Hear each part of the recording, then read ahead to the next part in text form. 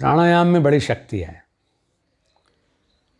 इसीलिए इसको आसन के सिद्ध होने के बाद किए जाने का विधान दिया गया है कि आप अपने तन को साध लें, आप अपने मन को साध लें, आप अपने जो सिस्टम्स हैं उनको मजबूत कर लें, जिससे कि तन के साथ साथ हम अपने प्राण को छूने लगें, प्राणिक पावर हमारी बढ़े और उसके साथ फिर हम अगले स्टेप की तरफ जाने लगते हैं, प्रत्याहार की तरफ, जिसमें आदमी का जो मन की चंचलता है वो शमन होने लगता है, उसका शांत होने लगती है।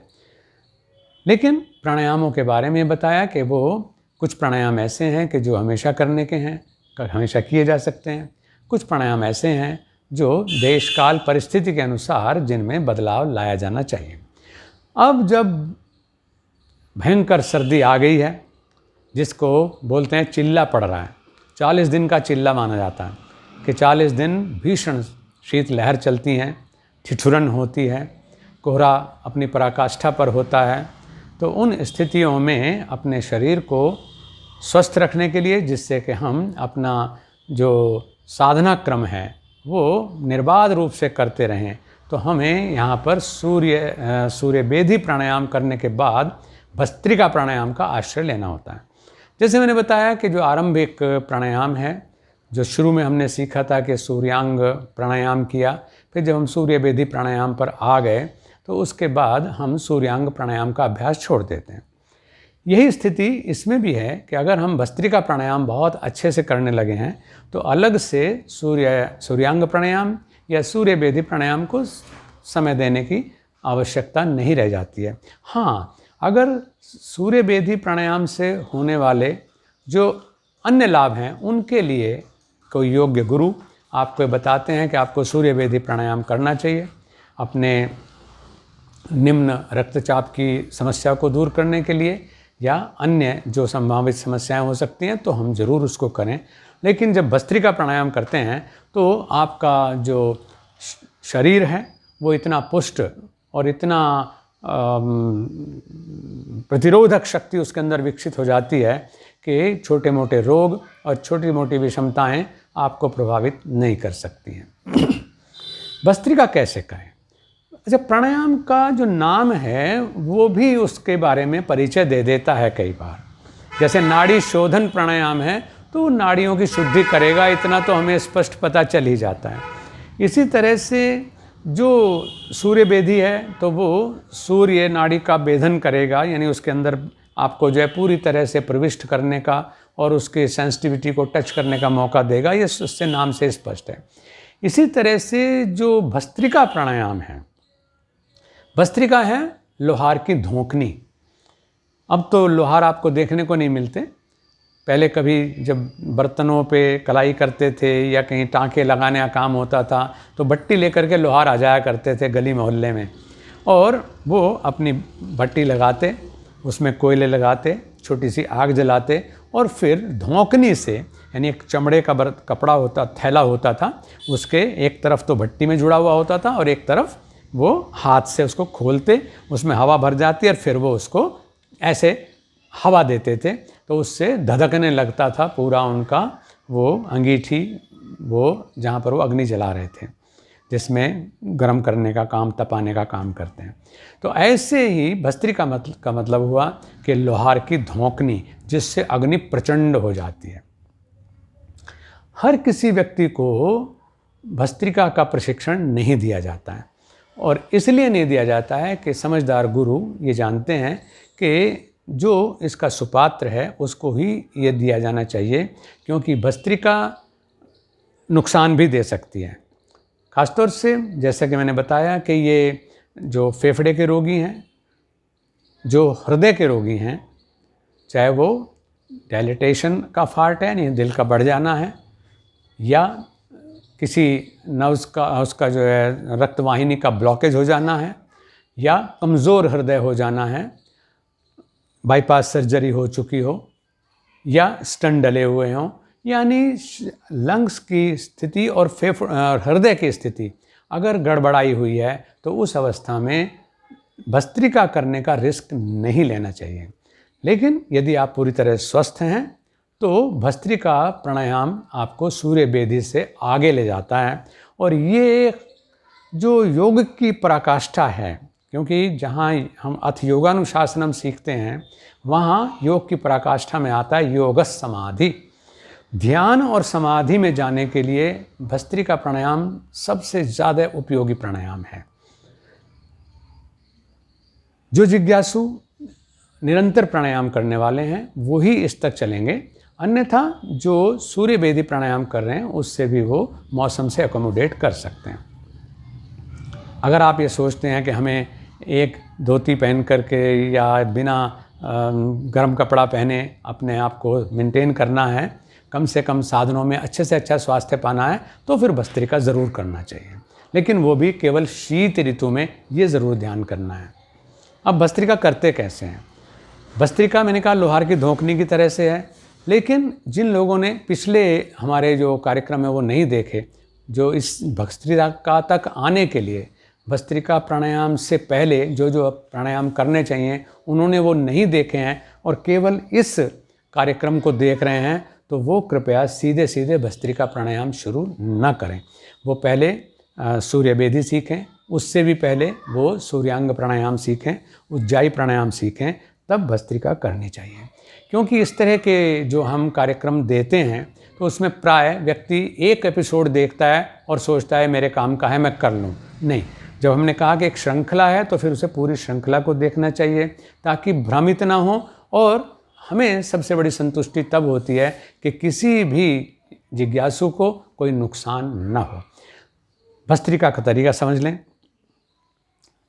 भस्त्रिका में कुछ बातें ध्यान रखने की हैं। पहली बात है आसन दृढ़ता के साथ आपको लगाना चाहिए। दूसरी बात, दृढ़ता का मतलब है स्थिर होना चाहिए आसन, टिक करके प्राणायाम करें। अक्सर लोग चलते चलते भी प्राणायाम करने लगते हैं, गाड़ी में बैठ करके करने लगते हैं, तो ये विद्या का अपमान है और इसका पूरा लाभ आपको नहीं मिलता है, नुकसान की संभावनाएं ज़्यादा रहती हैं। एक जगह निश्चिंत भाव से आसन को स्थिर करके, मन को स्थिर करके, आत्मस्थ हो करके, यानी अपने आप को पूरी तरह से देख करके आपे में रहते हुए प्राणायाम का अभ्यास करें, नहीं तो स्यापे से आपको कोई बचा नहीं सकेगा। तो स्यापे में कौन पढ़ना चाहता है? तो इस तरह से बैठेंगे आसन में, और इसमें कुंभक भी है, पूरक भी है, रेचक भी है, लेकिन जरा सा ध्यान कर लीजिएगा कि इसमें रेशो बराबर बराबर की है, यानी जितनी देर आपको पूरक करना है उतनी ही देर आपको रेचक करना है। जितनी गति से और जितनी फोर्स से आपको पूरक करना है उतनी ही गति से, उतनी ही फोर्स से आपको रेचक करना है। और इसको मैं कहता हूँ कि आरोह और अवरोह का तरीका है।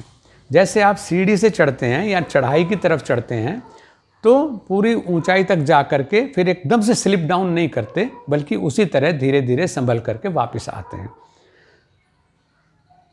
शुरुआत में हमें आसन को स्थिर करना होगा और ज्ञान मुद्रा में इसमें बैठते हैं। ये वाली मुद्रा लेकर के बैठेंगे। इसमें ब्रह्मांजलि मुद्रा नहीं चलती है, क्योंकि ब्रह्मांजलि मुद्रा जिसमें आप ऐसे बैठ जाते हैं इस तरह के हाथ लेकर के, तो वो आपके लिए इसमें अनुकूल नहीं, क्योंकि वो लघिमा देती है। जबकि ये जो ज्ञान मुद्रा है ये आपको गरिमा शक्ति से संपन्न करती है।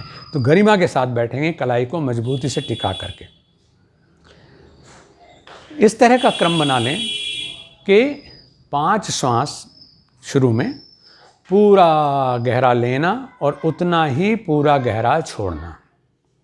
आपको अंदाज़ा हो जाएगा कि मेरा पूरा गहरा लेने में कितना समय लग रहा है, उतना ही पूरा गहरा आपको छोड़ना है।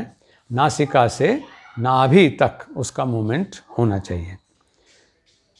5 सांस पूरा होते होते फिर आप इसकी थोड़ी सी गति बढ़ाते हैं, और गति के साथ साथ आप उसमें फोर्स यानी जोर भी बढ़ा देते हैं। यानी गति तो बढ़ेगी लेकिन लंबाई छोटी होनी शुरू हो जाएगी, स्पीड बढ़ेगी, लंबाई छोटी होनी शुरू हो जाएगी। फिर और तेज़ी से हम श्वास की गति बढ़ाते हैं, उससे लंबाई और छोटी हो जाएगी और अंततः केवल क्लाइमैक्स पे आकर के बहुत छोटा सांस हो जाएगा लेकिन बहुत फोर्सफुल हो जाएगा। जैसे इस तरीके से हम बढ़े हैं, ऐसे ही फिर सांस को धीरे धीरे लंबाई बढ़ाते जाएं और उसकी जो फोर्स है वो कम होती चली जाएगी। लंबाई बढ़ाते जाएं, फोर्स और कम हो जाएगी। अंततः जैसे शुरू में हमने लंबा सांस लिया था और लंबा सांस छोड़ा था, उसी तरह से लंबा सांस लेंगे और लंबा सांस छोड़ेंगे। जब ये स्थिति आ जाए तब फिर एक बार को मूलबंद लगा करके, मूलबंद समझते हैं, यानी एनस लॉक, गुदा को अंदर को समेट करके पूरा श्वास भर लीजिएगा और भरने के बाद फिर जालंधर बंद, ठुड्डी को कंठकूप में लगा करके और रुक जाइएगा। जितनी देर हो सके इस अवस्था में रुकना। आपको इससे अपने कपाल में, मुखमंडल में, वक्ष में, यानी जो आपका शरीर का ऊपरी भाग है उनमें कुछ गर्मी महसूस होगी। तो लेकिन उतनी देर तक आप रुकें जितना आप कुंभक कर सकते हैं। फिर आराम से जालंधर बंद खोल दीजिएगा, यानी ठुड्डी को कंठकूप से हटा दीजिएगा और नॉर्मल सांस छोड़ दीजिएगा। 1-2 सांस नॉर्मल लेकर के फिर हम इसका दूसरा राउंड करेंगे। जब आप ये प्राणायाम पूरा कर चुकें, उसके बाद आप थोड़ी देर के लिए शांत भाव से अपने आप को ऊर्जावान, तेजोमय और सूर्य की भांति दैदीप्यमान देखते हुए शांत भाव से बैठें। ये मैं इसलिए कह रहा हूँ कि ऐसे प्राणायाम को करने के बाद अगर हम सोचेंगे हो गया और तत्काल आंखें खोल देते हैं तो वो हमें तनाव देने वाला होगा, उससे टेंशन हमारी बढ़ेगी और उसका नुकसान हमारी जो आँखें हैं उनको भी हो सकता है और मानसिक रूप से भी आप थोड़ा सा अशांत उसमें हो जाएंगे, सहज नहीं होंगे। तो इसलिए भस्त्रिका प्राणायाम के जैसे शुरू में हम शांत बैठते हैं, ऐसे ही प्राणायाम पूरा होने के बाद भी थोड़ी देर के लिए शांत बैठना चाहिए। मैं एक बार आपको करके दिखाता हूँ, उस तरीके से आप इसका अभ्यास करें।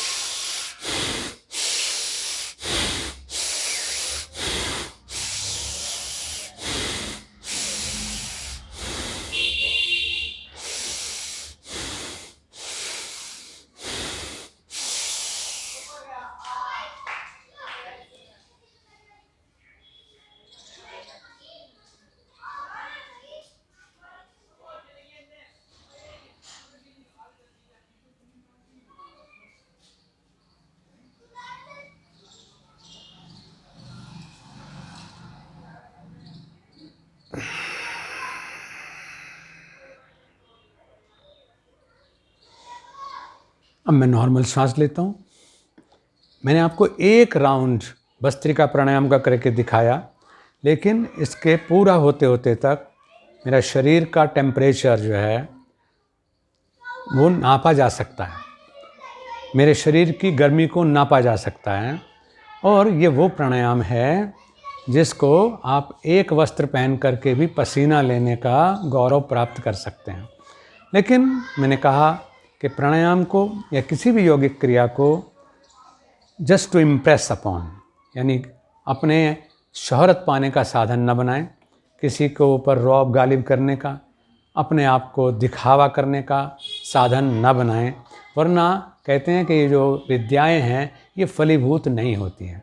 साधना नितांत व्यक्तिगत विषय है। इसमें कोई कंपटीशन नहीं होता है, कोई स्पर्धा नहीं है, किसी को ऊंचा नीचा दिखाने की ज़रूरत नहीं है। अपने जीवन को संवारें, अपने जीवन के स्तर को संवारें। इस प्रकार से इसका अभ्यास करेंगे। लेकिन एक बात ध्यान रख लीजिएगा, अंतिम बात, कि यदि किसी व्यक्ति को हेमरेज हो चुका है, उच्च रक्तचाप है, नक्सीर फूटने की समस्या है, पाइल्स की समस्या है, बवासीर की, तो वो इस प्राणायाम को न करें। जिस व्यक्ति को पीने के लिए गाय का दूध नहीं मिलता है, यानी दूध और घी, ये दो चीज़ें ऐसी हैं, घी का मतलब आर्टिफिशियल घी नहीं, वनस्पति घी नहीं कह रहा हूँ, घी का मतलब है गोघृत, गोदुग्ध। अगर ये आपको नहीं मिलता है तो इसका पूरा लाभ आप नहीं ले पाएंगे। बहुत खुश रहें, अभ्यास को ठीक से समझें, मनोयोग से करें, धैर्य से करें और पूरा लाभ उठाएं। हरि ओम।